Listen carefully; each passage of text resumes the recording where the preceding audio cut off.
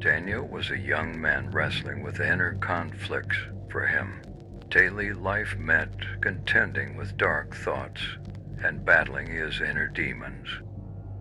Struggling with a psychiatric condition, Daniel never knew how he would make it through each day.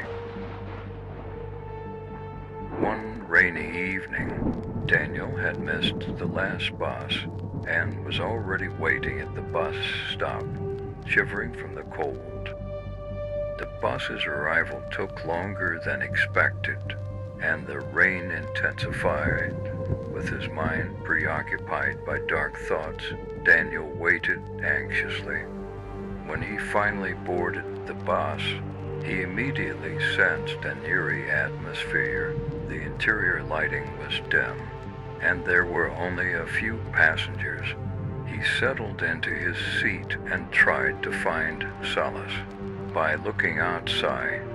However, as the bus began to move, his inner demons returned. At first, he heard them as faint whispers, but the voices grew more distinct. He felt that something was terribly wrong and looked around. The other passengers had pale faces and were staring at him strangely. At this point, the line between reality and mental turmoil started to blur. Daniel gazed out of the window and was shocked by the surreal sight. The world outside the bus was completely barren, shrouded in a gray mist. Streets, buildings, and people seemed to have vanished. As the journey continued, Daniel's mind became increasingly convoluted. He attempted to communicate with the other passengers, but they all fell silent with eerie smiles. One of them told them, "You must endure until the final stop." and then fell silent. When the bus finally reached its last stop, Daniel tried to get off, but the other passengers blocked his way. No one disembarked at the final stop, and the bus momentarily paused before resuming its course.